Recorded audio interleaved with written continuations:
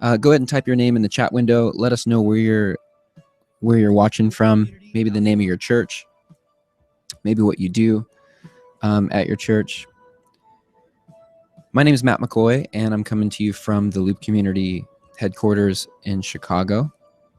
And it's May 4th. It's a cold day here in Chicago, but a great day to get into Ableton Live. So I'm the founder of loopcommunity.com, which is the largest distribution platform for loops and multitracks for worship songs. At Loop Community, you can search for a song. So you could search for This Is Amazing Grace if you want.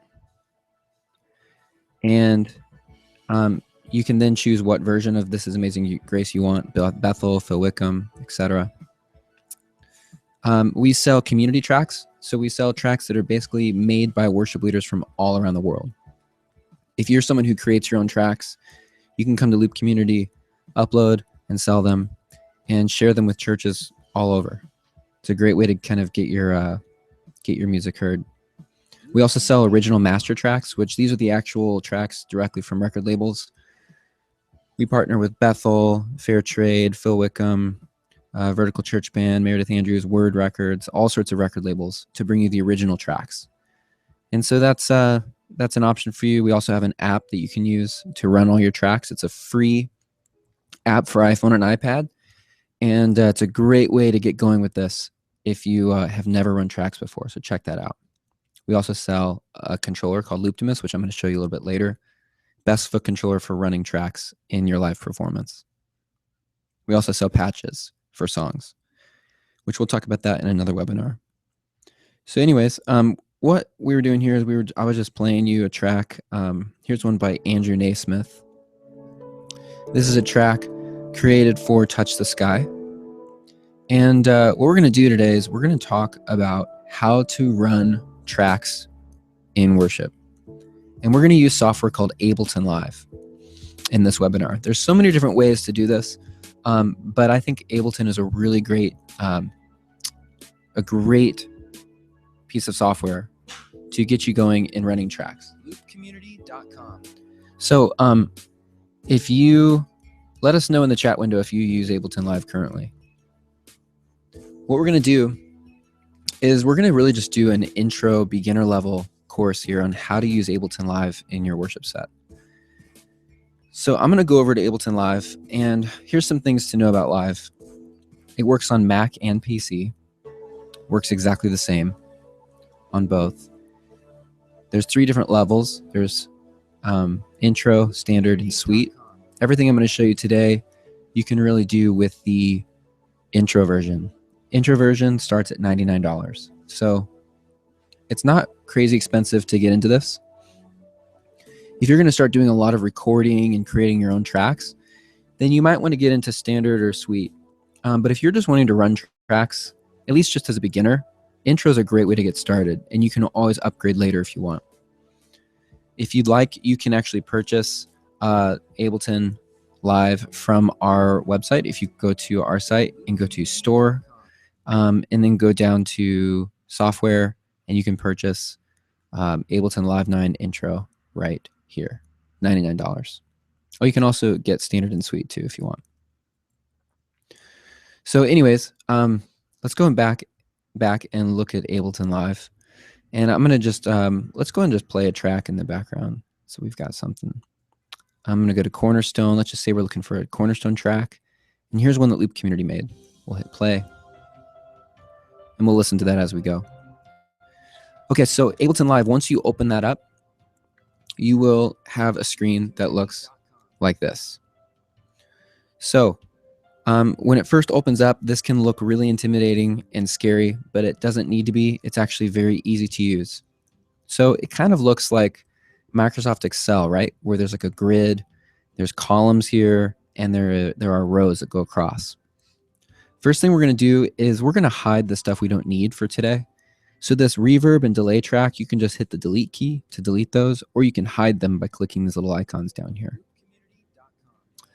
We also don't need these MIDI tracks. I'm just going to hit delete, and we're also going to delete that audio track. So we're only going to start with one track.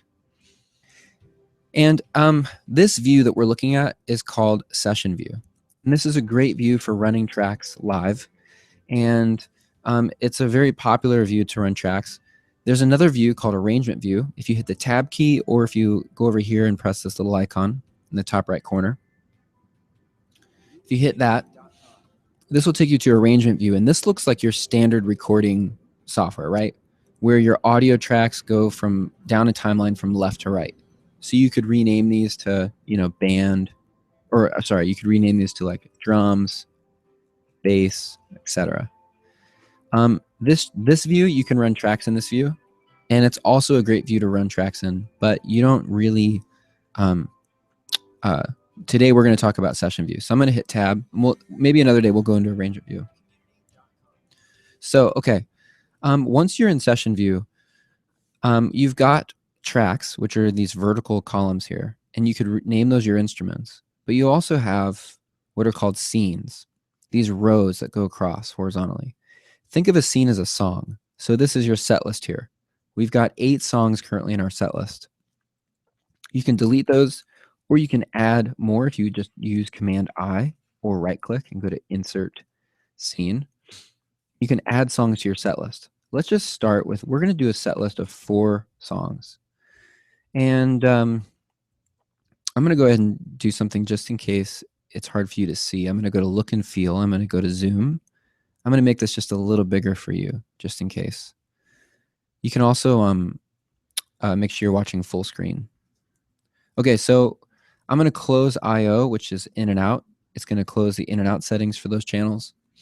We're going to talk about that later, but while we're working, we don't need a bunch of clutter. Okay, on the left-hand side of the screen, this section here, this is called your live file browser. And this is a way to access files on your computer from within Live. This is instead of opening up a Finder window and dragging things in. So in the top left corner, this section, if you're going to be recording and making music in Ableton Live, this section is perfect for you.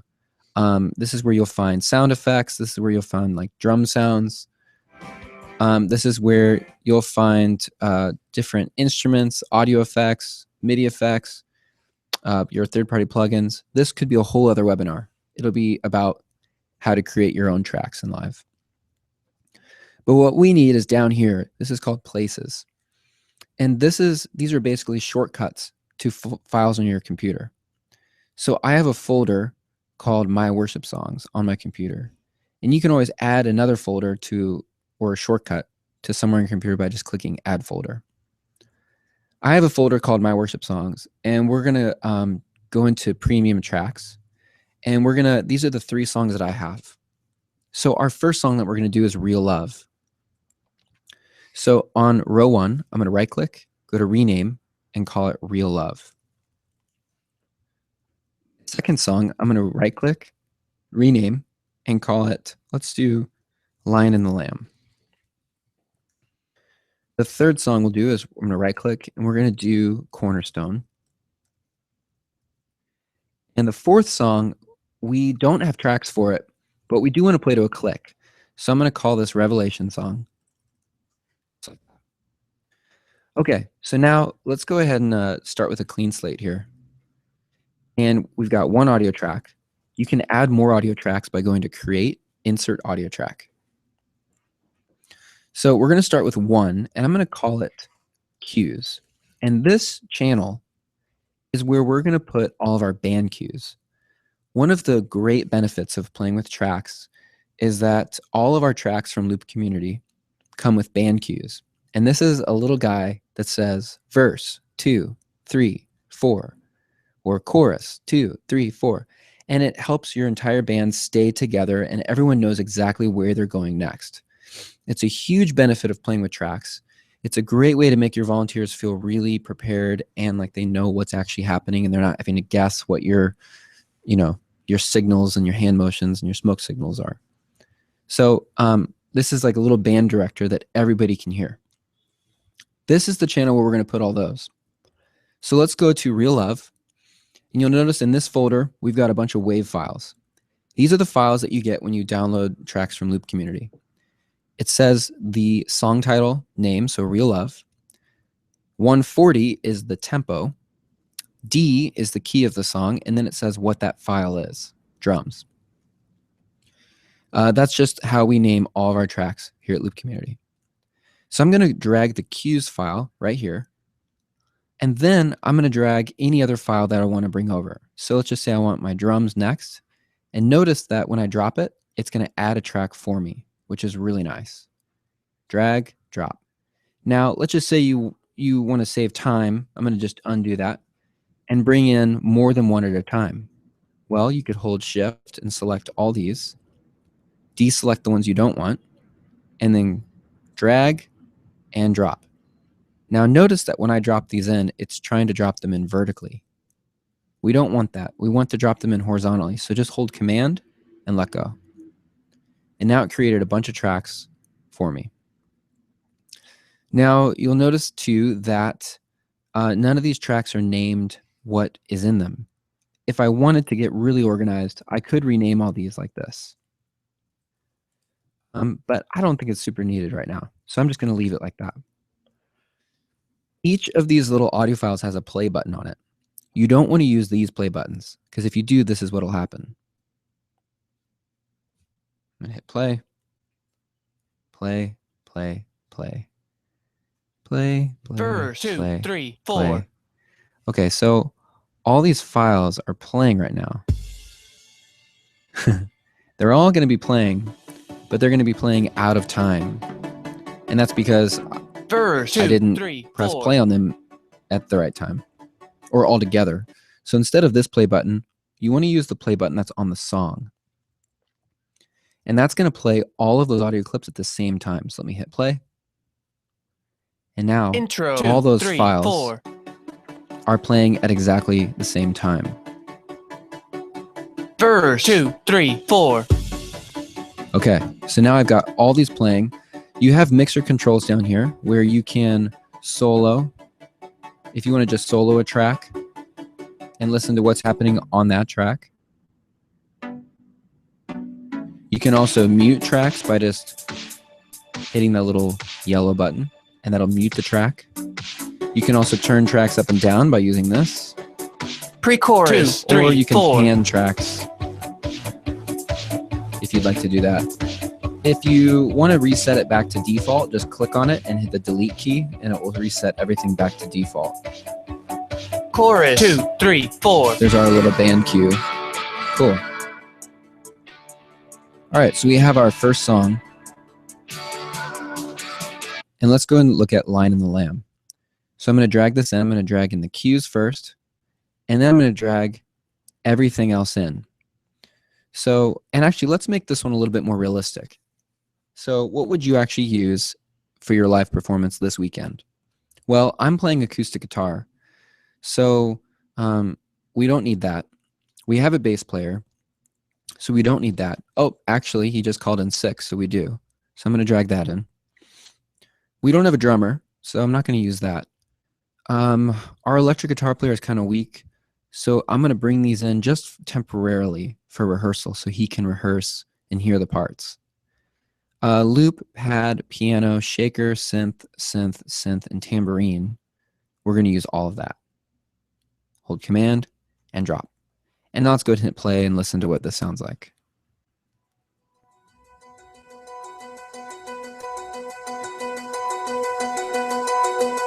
Intro, 2, 3, 4. So my band is going to be playing on top of this.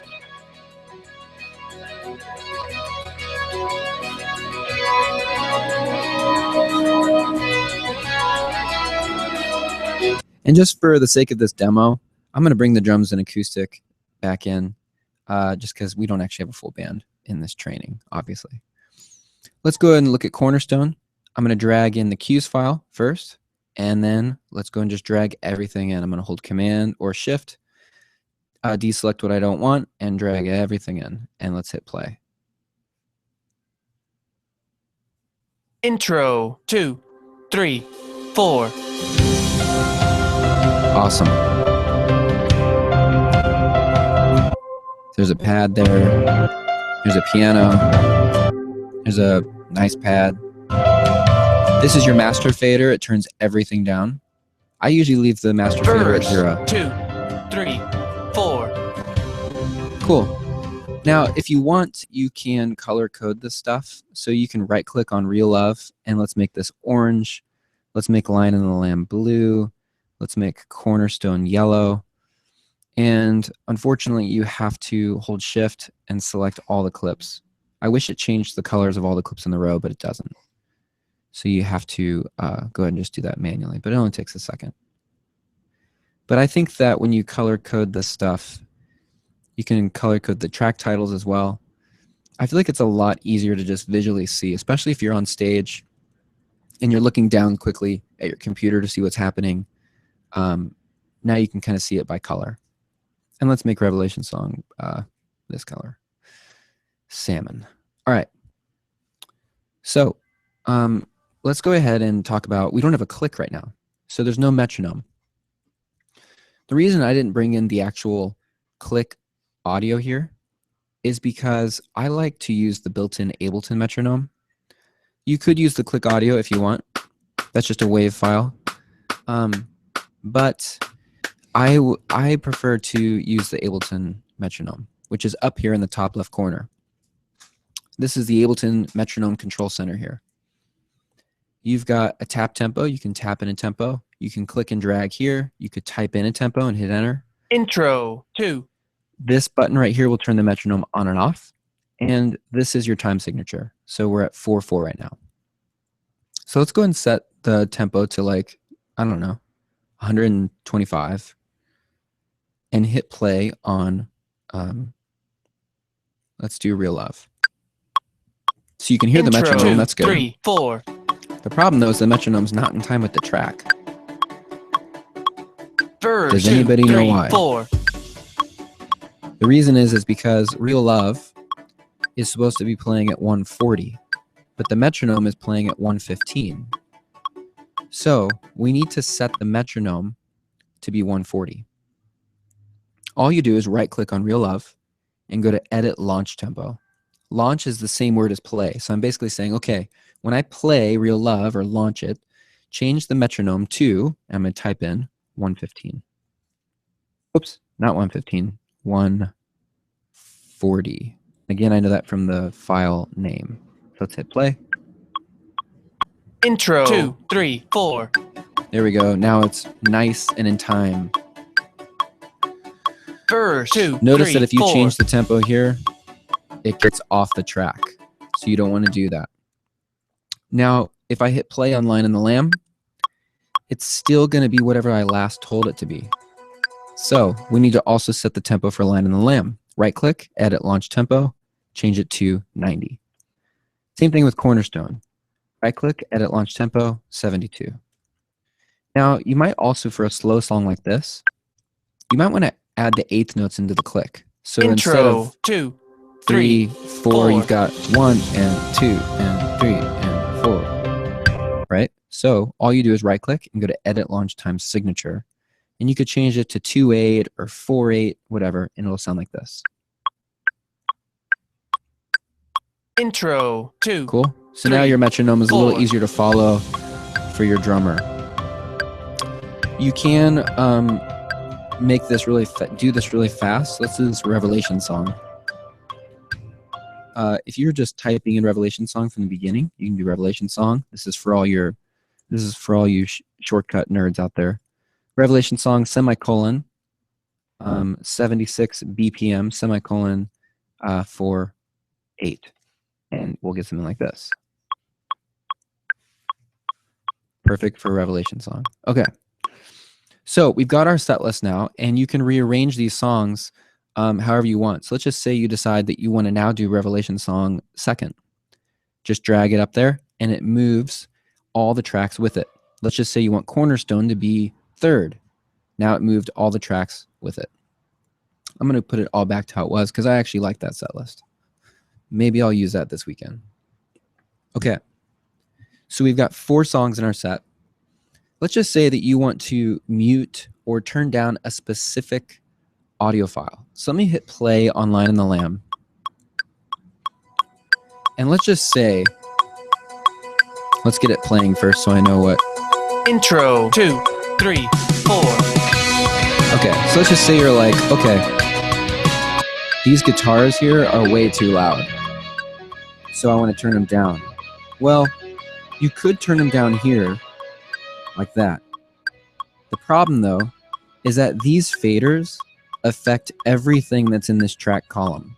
So that means now when I play Cornerstone, these tracks are also going to be quiet because the fader volume Intro, stays 2, the same. 3, 4. So I would say don't ever mess with these fader volumes.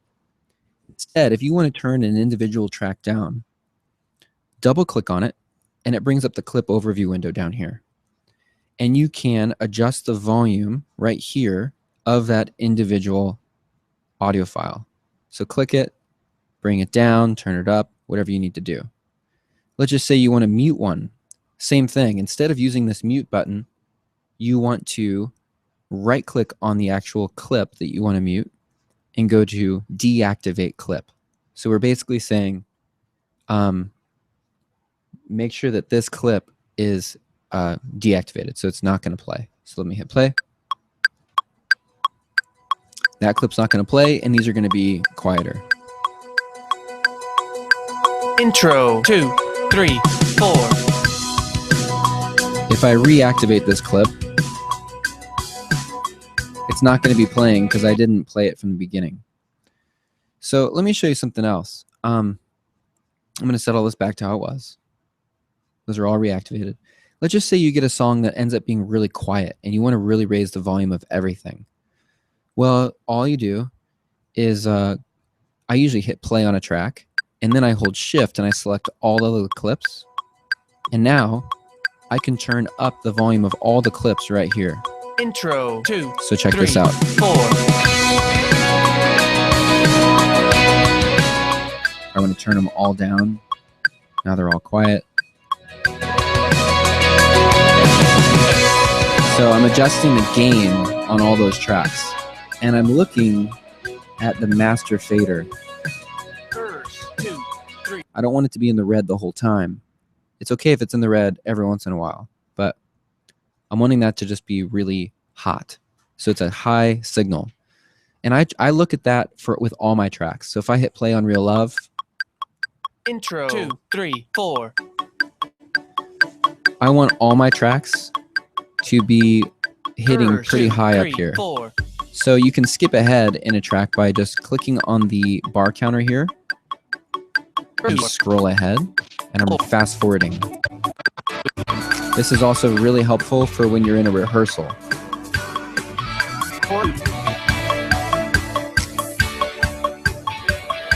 All right.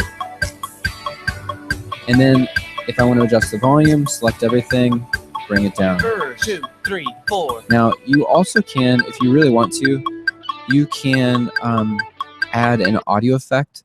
If you go to audio effects, you can add a compressor on the master channel, and that will just add a compressor to everything on your Intro, coming out of your 3, master 4. channel. So let me skip ahead. Verse, 2, 3, 4. All right. Let's just adjust the threshold.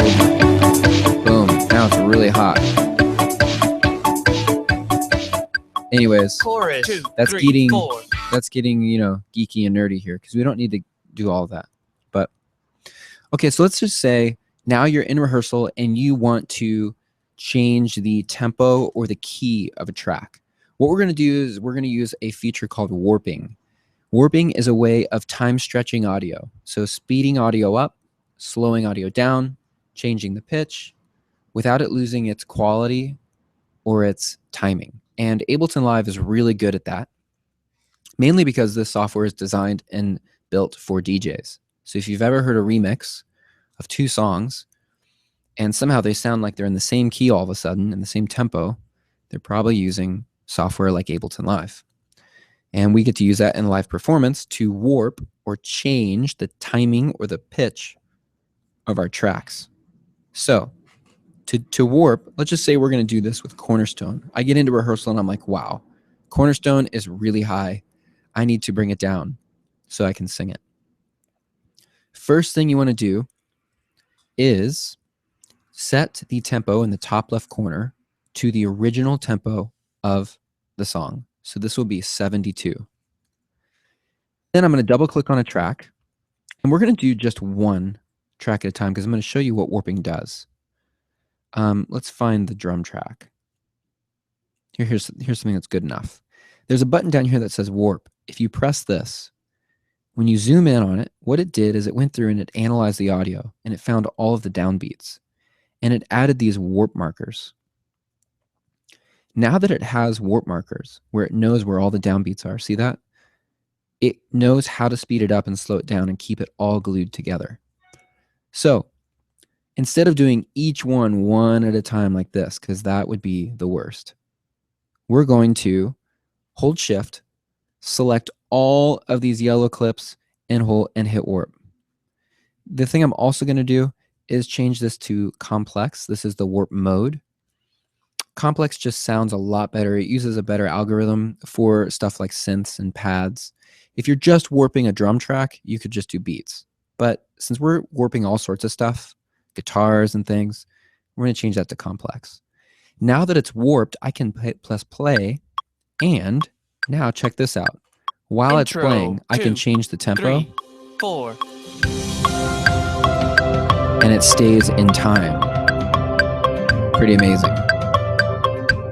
If you want to slow it down.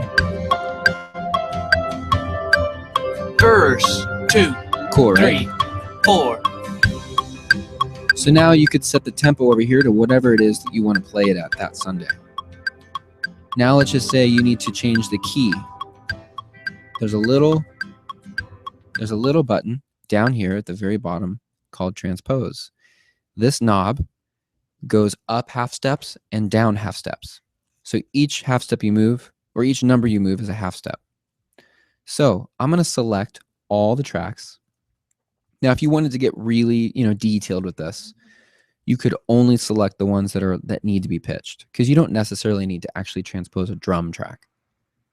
But for the sake of this demo and time, I'm just going to transpose all of them. So I'm going to select all those and go over here, and let's bring this down to the key of B. So I'm going to go down one half step. Let's hit play. And hear what that sounds like. And actually, while it's playing, I'm going to transpose it. 3, 4. So let's go and transpose it. Let's go up. So now we're in D, E flat, E. So if you need to transpose it, you can do that. Verse 2, 3, 4. Nice, right? You can do that song now in whatever key you want to do. The only thing I wouldn't transpose, though, are the band cues, because if you transpose the band cues, you'll get something like this. Intro 2. And that might 3. sound 4. a little weird. So keep that the same. All right, so we've got our set list. We have changed the key. We've changed the tempo. Let's talk about audio routing. How in the world do we get this stuff out of our computer and into a sound system? So good news, we have a diagram at Loop Community. If you go to loopcommunity.com and go to Learn, you can find all sorts of videos and diagrams on how to do a lot of different things. You can also go to the store and you can sign up for a one-on-one Skype training video with one of our Ableton Live trainers. I'm a certified Ableton Live trainer, and so I do some of those trainings, but we've got some other guys on the team that do it as well. And you can sign up for a 1-hour private session, or you can come to this page and find some other videos that might help you. But there's a link here that says Basic Hookup Diagram. And this will show you how to hook this up to your sound system. Now, we're going to keep this simple, right? This is for beginners. You can get as geeky and nerdy with this stuff as you want. We're going to keep this simple. We're just going to use our headphone jack. Now, because if you want, you could, use like an audio interface and send each audio channel out of its own output, and then out of its own output into its own DI, and then to its own channel on your soundboard, and then your sound guy can mix it. But we're getting advanced now, so we're going to stay basic. What we're going to do here is we're just going to come out of our headphone jack, and we're going to split the click and the tracks.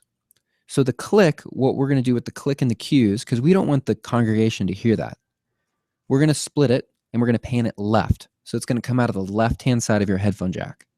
And all the tracks are going to come out of the right-hand side of your headphone jack. Now, some people think, well, but my computer only has one output because it has one headphone jack. But actually, your headphone jack has two outputs because you've got the left side and you have the right side. And so that's where this cable comes into play. This is a cable you can get for like $3 on Amazon or something. And you plug it into your headphone jack, but it splits the left and the right side into two different signals. The click, you're going to send into a DI, and you're going to send that to your band.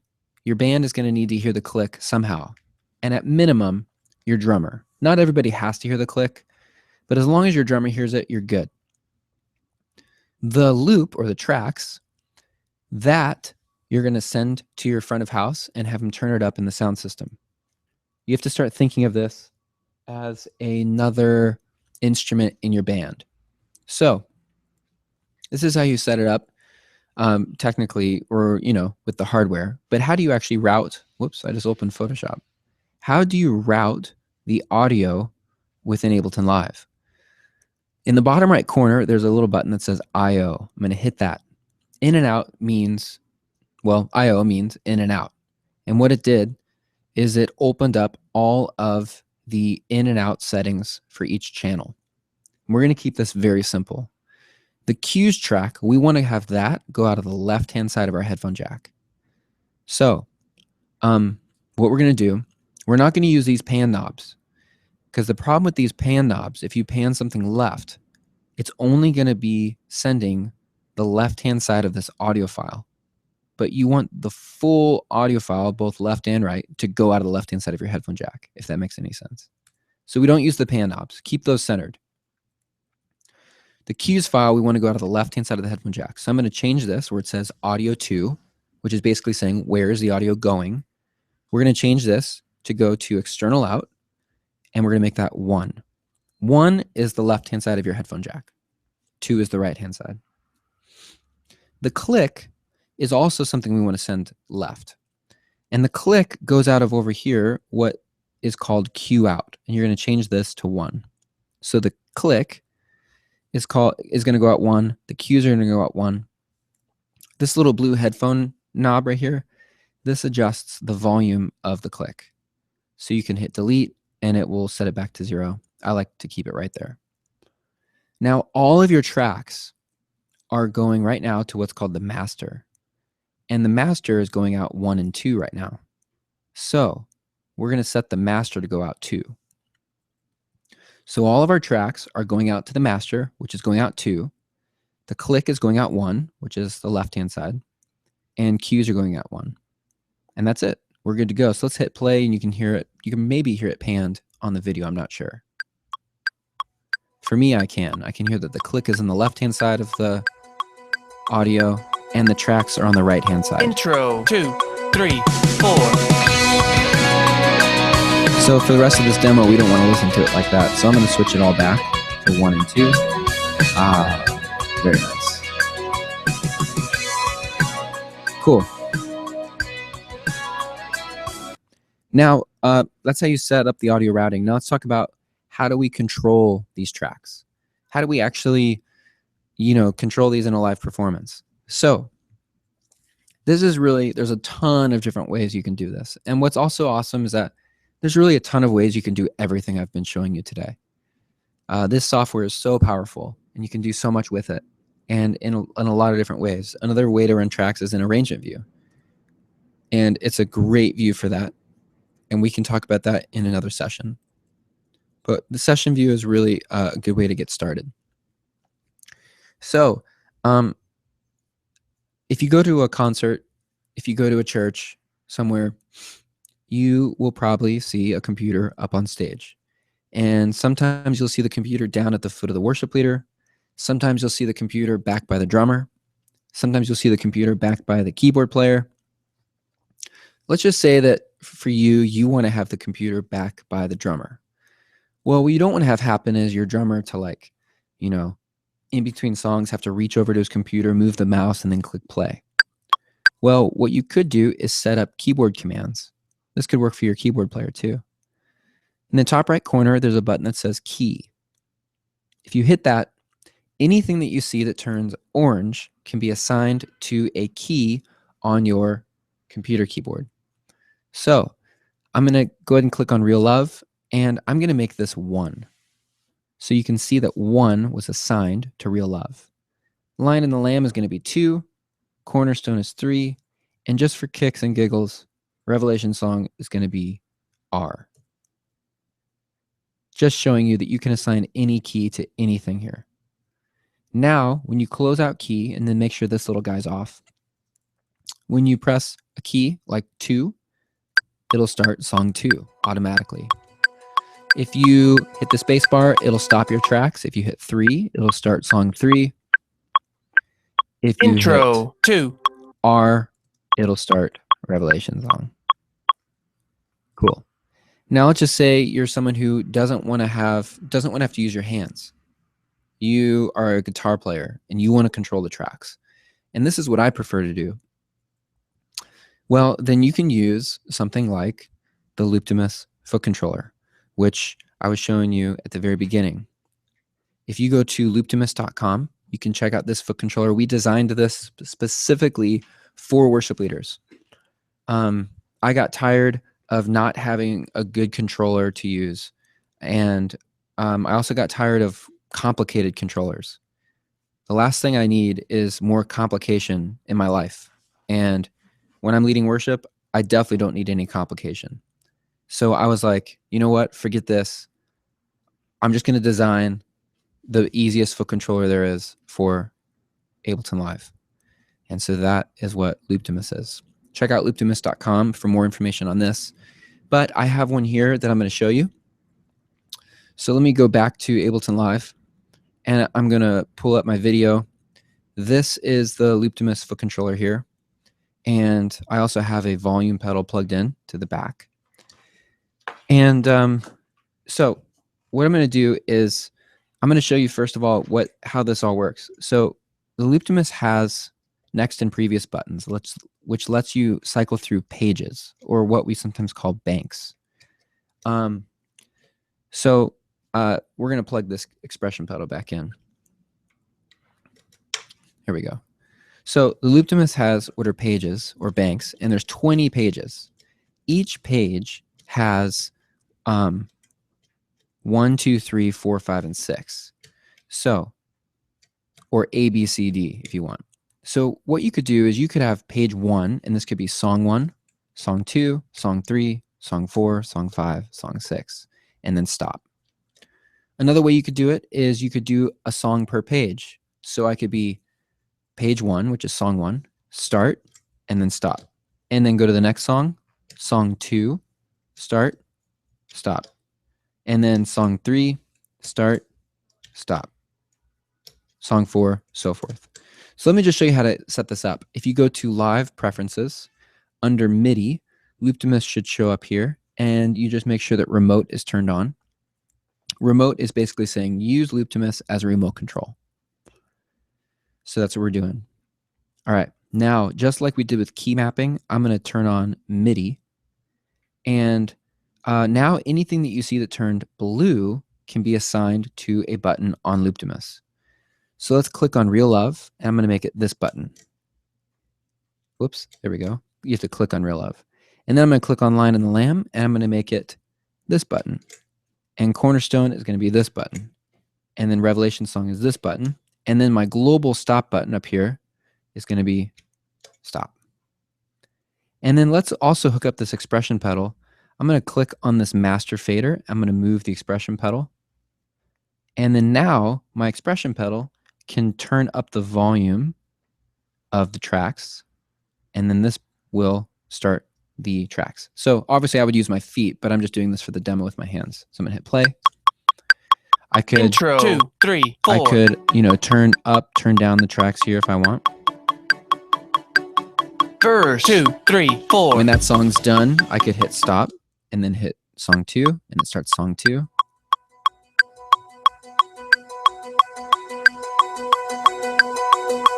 Intro 2, 3, 4. Hit stop, go to song 3, and There you go. There's a foot controller for Ableton Live. Now I'm going to show you some other stuff that this controller does. What I'm going to do is I'm actually going to open up another session that's already ready and done. Kind of like the cooking show, right? The brownies just come out magically ready. So this is another session. I'm going to show you, for those of you who want to be more spontaneous with tracks, you could set up each button to be a different section of a song. So over here, I've got, now instead of a row for a song, I've got a section of a song per row. And again, what you do to get these, you just have to go into arrangement view and you can chop up the sections of your song and then paste them over here. It's pretty easy. There's a couple of videos on YouTube by me about that. So let's go to MIDI, and you can assign the sections of your song here to the controller, which they're already mapped.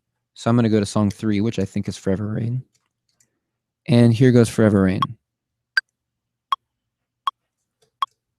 And I can go to different sections of the song like this. Let's go to the chorus. Ableton Live uses something called quantization, which means it won't go to the next section until the next downbeat, which is really nice. Let me show you this in arrangement view. So I'm going to go ahead and set the tempo. We'll see if this works. And here's the different sections of the song, right? And I'm going to use MIDI mapping to map to the different flags here on the song. So the intro, we're going to go to a different bank. It's going to be 5A. The verse will be 5B. The chorus will be 5C. And the bridge will be 5D. Let's hit MIDI. And let's go back to the beginning here. If you want to go to another section, just press the button.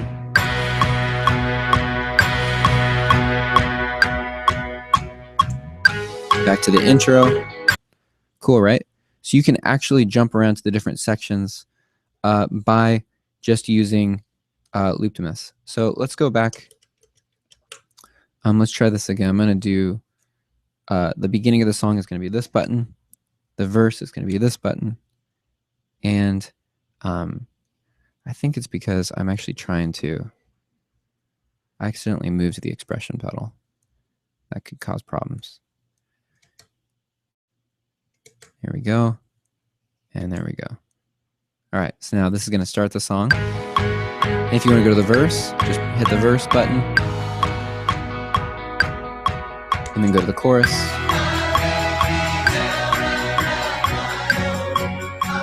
So you can MIDI map any section to the controller.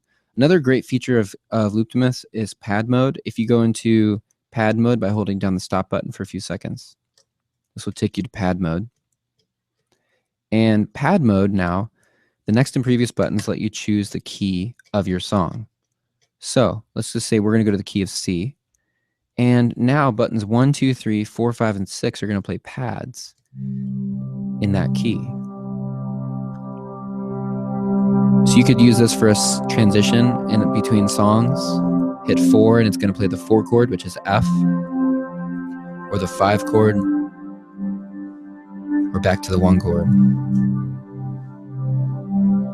This can be great for playing pads in your worship set.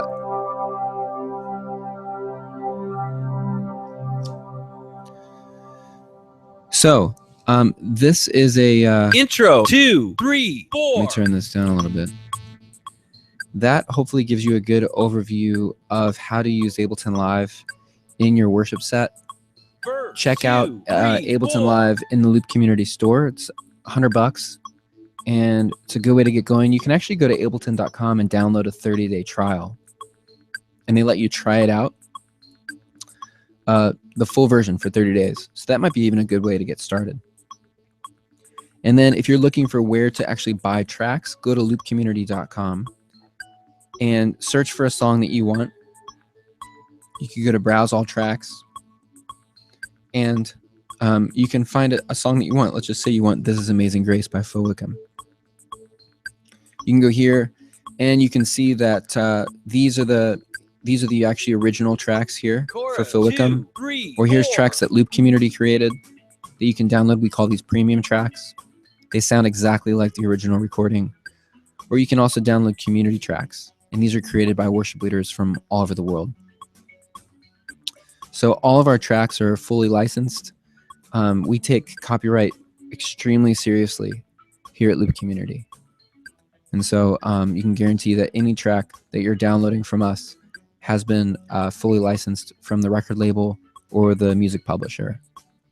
And that's actually why Loop Community even started in the first place, was to create a platform where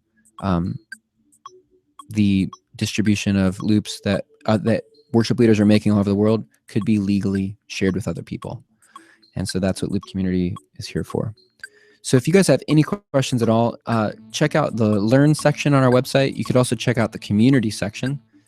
Community section is a great place to just kind of talk with other worship leaders about how to use software, how to use different controllers. There's tons of great conversations going on here. That is the community. In the store, you can download all sorts of stuff. You can pre-order Looptimus. You can get a sticker, all that kind of stuff. Tracks. Also, make sure you check out our app, Prime. If you go to the App Store and search Loop Community Prime, you'll find this app. It's a free app. It comes with a free song loaded into it, so you can play with it. And Loop Community Prime is really, it's Ableton for, it's even like easier than Ableton Live. Like what I just showed you in Ableton was easy, but imagine like it being even easier. And it's all in your iPad or your iPhone. And any track that you purchase from Loop Community automatically shows up in the app. And it's really easy to use. You can jump around to different sections. You can change the volume of the different tracks. You can change the key, transpose. You can use a controller. You can do all sorts of stuff. So it's a really great way to get going. I would encourage you all, if you're watching this video, to go to the App Store, download Loop Community Prime, and try it out. See how it works. Also, download Ableton. Try it out. Ableton Live is like the staple software out there for doing this. Just like people who write papers for school know what Microsoft Word is. Microsoft Word is like the standard software out there for writing papers. Well, Ableton Live is the standard software out there for writing track or for playing tracks. So it's important, I think, to know. So definitely check it out. Next week, Jansen Roberts, our Loop Community Prime trainer, is going to be doing a webinar on how to use this app in your live performance and how to use it with a controller, how to use it with Prime Cloud, where you can upload your own audio. So make sure you check out, watch the Loop Community Twitter, Facebook, Instagram for information on how to register for that event. But if you would, I'd really appreciate it if you could subscribe to our YouTube channel if you've watched this and if it's been helpful. And thanks for being a part of the community. We do this for you. We want to help you do what you do better. And that's why we've created all these tools for you and why we do these training events, because we really care about just really helping you enhance your live performance. So if you have any questions at all, we'll stick around in the chat window. You can also always email us too at support@loopcommunity.com. But thanks so much for being a part, and we'll talk to you later.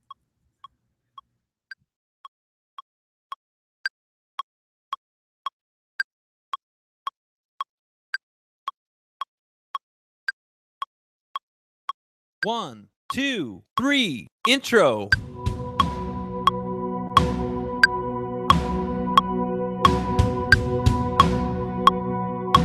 One, two, three, verse.